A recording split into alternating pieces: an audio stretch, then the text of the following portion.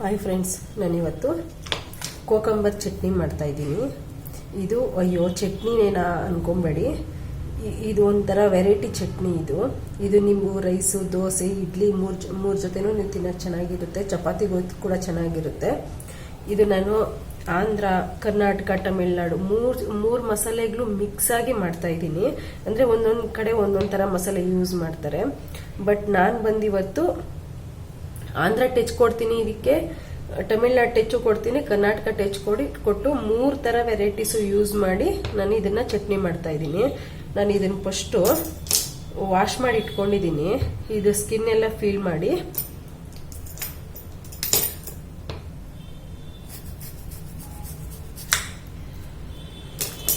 ಈ ಥರ ಗಟ್ಟಿಯಾಗಿರೋದನ್ನು ತಗೊಳ್ಳಿ. ನಿಮಗೆ ಸ್ವಲ್ಪ ಒಂದು ಪೀಸ್ ತಿನ್ನೋಡ್ರೆ ಗೊತ್ತಾಗುತ್ತೆ ಕಹಿ ಇದೆಯಾ ಇಲ್ವಾ ಕೋಕಂಬರ್ ಅಂತ.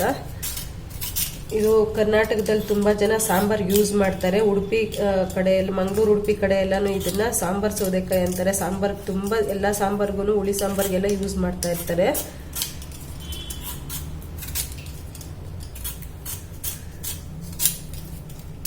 ನೋಡಿ ಫ್ರೆಂಡ್ಸ್, ಈಗ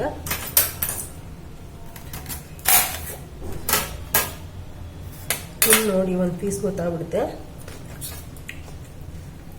ಕಹಿ ಇಲ್ಲ. ಕಹಿ ಇಲ್ದಿರ ಇರೋದು ತಗೊಂಡ್ರೆ ಚೆನ್ನಾಗಿರುತ್ತೆ.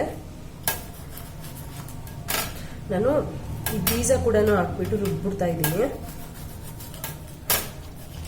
ನೀವು ಕಹಿ ಇದ್ರೆ ಬೇಕಾದ್ರೆ ಈ ಬೀಜ ತೆಗೆದ್ಬಿಟ್ಟು ಸೈಡ್ಗೆ ಹಾಕ್ಬಿಡಿ, ಯೂಸ್ ಮಾಡಕ್ ಹೋಗ್ಬೇಡಿ. ನೋಡಿ ಫ್ರೆಂಡ್ಸ್, ಕಟ್ ಮಾಡಿ ಇಟ್ಕೊಂಡಿದ್ದೀನಿ ಈಗ ಸಣ್ಣ ಸಣ್ಣ ಪೀಸಾಗಿ. ಈಗ ನಾನು ಇದನ್ನ ಎಷ್ಟಿದೆ ಅಂತ ಚೆಕ್ ಮಾಡ್ಕೊತಾ ಇದ್ದೀನಿ. ನಿಮ್ಗೆ ತೋರ್ಸೋಕ್ಕೋಸ್ಕರ ಅಷ್ಟೇ. ನಾನು ಅಂದಾಜ್ ಮೇಲೇ ಯಾವಾಗಲೂ ಉಪ್ಪು ಖಾರ ಹಾಕ್ತೀನಿ. ನೋಡಿ 700 ಗ್ರಾಮ್ ಇದೆ ಇದು. 700 ಗ್ರಾಮ್ಗೆ ನಾನು ಯಾವ ಥರ, ನೀವು ಕಾಯಿ ತಗೊಳ್ಬೇಕಾದ್ರೆ ಮೆಜರ್ಮೆಂಟ್ ಹಾಕೊಂಡ್ರೆ ಸಾಕು. ಅದ್ರ ಮೇಲೆ ಒಂದು 50 ಗ್ರಾಮು ನೀವು ಮೈನಸ್ ಮಾಡ್ಕೊಳ್ಳಿ, ಬೀಜದ್ದು ತೆಗ್ದಿರ್ತೀವಲ್ಲ ಅದಕ್ಕೆ. ಇದನ್ನ ನಾನು ಇವಾಗ ಮಸಾಲೆ ಏನೇನು ಹಾಕಬೇಕು ಅಂತ ತೋರಿಸ್ಕೊಳ್ತೀನಿ ಇದಕ್ಕೆ. ನೋಡಿ ಫ್ರೆಂಡ್ಸ್, ನಾನೀಗ ಒಂದು 1/4 ಸ್ಪೂನ್ ಅಷ್ಟು ಮೆಂತ್ಯ ಹಾಕ್ಕೊತಾ ಇದ್ದೀನಿ.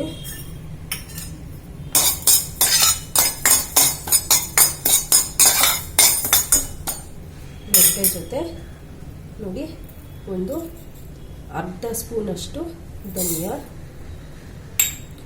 ಒಂದು ಅರ್ಧ ಸ್ಪೂನ್ ಜೀರಿಗೆ, ಮತ್ತೆ ನೋಡಿ 1 ಟೇಬಲ್ ಸ್ಪೂನ್ ಕಡಲೆ ಬೀಜ,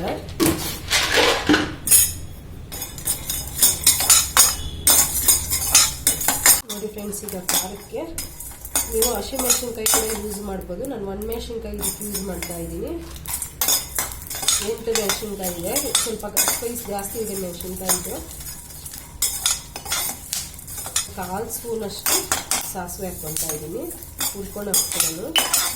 ಮತ್ತೆ ಒಗ್ಗರಣೆ ಯೂಸ್ ಮಾಡ್ತಿದ್ದೀನಿ ನಾನು. ಸ್ಟವ್ ಆಫ್ ಮಾಡಿಕೊಂಡು ಅದೇ ಬಿಸಿಯಲ್ಲೇ ಒಂದು ಸ್ವಲ್ಪ ಎಳ್ಳು ಹಾಕೊತಾ ಇದ್ದೀನಿ. ಅದೇ ಬಿಸಿಯಲ್ಲೇ ಮಿಕ್ಸ್ ಮಾಡಿಕೊಂಡ್ರೆ ಆಗುತ್ತೆ, ಇಲ್ಲಾಂದರೆ ಸ್ಟವ್ ಮೇಲೆಲ್ಲ ಆರಿಸಿರುತ್ತೆ.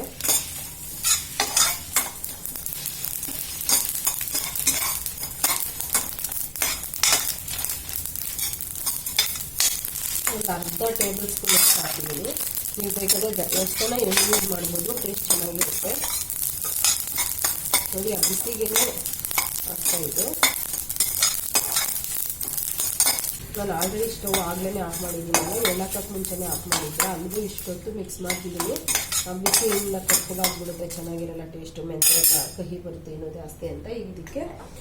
ಇದಕ್ಕೇನೆ ನಾನು ಒಂದು 1/4 ಸ್ಪೂನ್ ಅರಿಶಿನ ಹಾಕ್ಕೊತಾ ಇದ್ದೀನಿ.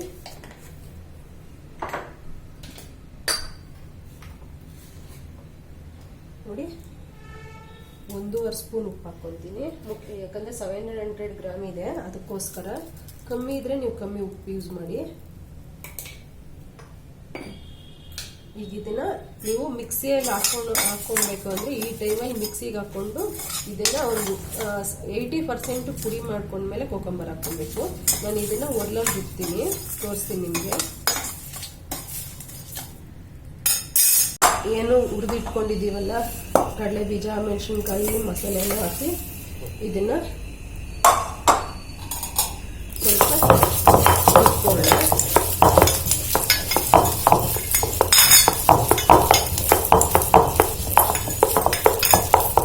ನೋಡಿ ಫ್ರೆಂಡ್ಸ್, ಈಗ ಒಂದು 30% ಅಷ್ಟಾಗಿದೆ. ಮಿಕ್ಸಿಯಲ್ಲಾದರೆ 80% ಆದಮೇಲೆ ಹುಣಸೆಹಣ್ಣೆಲ್ಲ ಹಾಕ್ಕೊಳ್ಳಿ. ನಾನೀಗ ಹುಣಸೆಹಣ್ಣು ನೆನೆಸಿಟ್ಟಿದ್ದೆ, ಇದಕ್ಕೆ ಹಾಕೊತಿದ್ದೀನಿ. ಇದೇ ನೀರು ಸಾಲ್ಟೇಜ್ ಬಂದಾಗ ಯೂಸ್ ಮಾಡ್ಕೊತೀನಿ. ಇದಕ್ಕೆ ಇದೇ ಟೈಮಲ್ಲೇ ಕೊತ್ತಂಬರಿ ಕೂಡ ಹಾಕ್ಕೊಬಿಡ್ತಾ ಇದ್ದೀನಿ. ಕೊತ್ತಂಬರಿ ಲಾಸ್ಟ್ ಹಾಕಿದ್ರೆ ಚೆನ್ನಾಗಿರಲ್ಲ. ಇದರಲ್ಲಿ ಹುಣಸೆಹಣ್ಣು ಒಂದು ಸ್ವಲ್ಪ ನುಣ್ಣದಾಗಲಿ.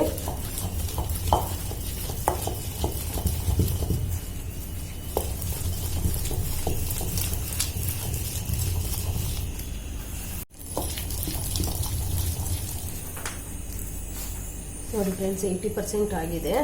ಈ ಟೈಮಲ್ಲಿ ನಾವೇನು ಕಟ್ ಮಾಡ್ಕೊಂಡು ಇಟ್ಕೊಂಡಿದ್ದೀವಿ ಕೋಕಂಬರು, ಇದನ್ನ ಹಾಕ್ಕೊಂಡು ಒಂದು 80% ರುಬ್ಕೊಳ್ಳೋಣ. ಕೋಕಂಬರ್ ಅಲ್ವಾ, ಈಸಿಯಾಗಿ ಆಗುತ್ತೆ.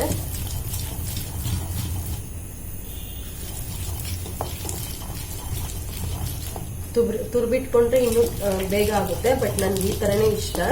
ಬಾಯಿಗೆ ಅಲ್ಲಿ ಸ್ವಲ್ಪ ಸಿಗಬೇಕು ಅಂದರೆ ಈ ಥರ ಹಾಕ್ಕೊಬೇಕು. ನೋಡಿ ಫ್ರೆಂಡ್ಸ್, 70% ಆಗಿದೆ. ನಾನು ಇದಕ್ಕೆ ನೀರೇನು ಹಾಕಿಲ್ಲ. ಕೋಕಂಬರಲ್ಲಿರೋ ನೀರೇ ಇಷ್ಟು ಬಂದಿದೆ. ನಾನು ಅದಕ್ಕೆ ಹೇಳಿದ್ದೆ ಸ್ಟಾರ್ಟಿಂಗಲ್ಲೇ ನೀರು ನೋಡ್ಕೊಂಡು ಹಾಕ್ಕೊಬೇಕು ಅಂತ. ಕೋಕಂಬರ ಫ್ರೆಶ್ ಆಗಿದ್ರೆ ಹಿಂಗಿರುತ್ತೆ, ನ್ಯಾಚುರಲ್ ವಾಟರ್ ಅದರಲ್ಲಿ.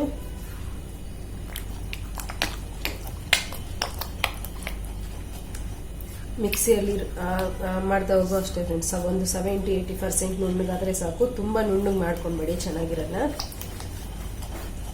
ನಾವು ಮುದ್ದೆ ತಿಂತೀವಿ ಅನ್ನೋರು ಒಂದು ಸ್ವಲ್ಪ ಬೇಕಾದರೆ 95% ನುಣ್ಣಗೆ ಮಾಡ್ಕೊಳ್ಳಿ. ಅನ್ನ, ಚಪಾತಿ, ದೋಸೆಗೆಲ್ಲ ಇಷ್ಟೇ ಸಾಕು. ನೋಡಿ ಫ್ರೆಂಡ್ಸ್, ಕೈ ಹಿಂಗಂದ್ರೆ ಮಾತ್ರ ಸಿಗ್ತಾ ಇದೆ ಬೆಳ್ಳಲ್ಲಿ, ಇಲ್ಲ ಅಂದರೆ ಸಿಗ್ತಾ ಇಲ್ಲ. ಅಷ್ಟು ನುಣ್ಣಕ್ಕೆ ನಾನು ಮಾಡ್ಕೊಂಡಿದ್ದೀನಿ. ಇದನ್ನೆಲ್ಲ ತೆಗೆದ್ಬಿಟ್ಟು ಒಗ್ಗರಣೆ ಕೊಡೋಣ ಫ್ರೆಂಡ್ಸ್. ಈಗ ಒಗ್ಗರಣೆ ಕೊಡೋಣ. ನಾನು ಅದೇ ಬಾಣಲಿ ಇಟ್ಟಿದ್ದೀನಿ, ಹುರ್ಕೊಂಡಿದ್ದ ಬಾಣಲಿನೇ. ಎಣ್ಣೆ ಒಂದು ಸ್ವಲ್ಪ, ಸಾಸಿವೆ,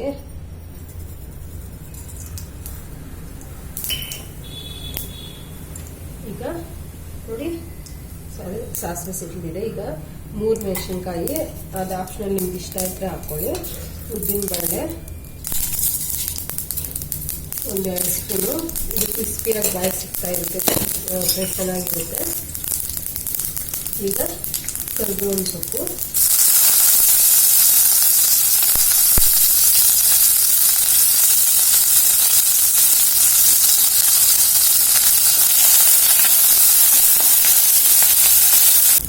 ಇಷ್ಟು ಮಾತ್ರ ಸಾಕು. ಉದ್ದಿನ ಬೇಳೆ ಈಗ ಈ ರೀತಿ ಬಿಸಿ ಇರಬೇಕಾದ್ರೆ ಈ ರುಬ್ಕೊಂಡಿರೋ ಚಟ್ನಿನ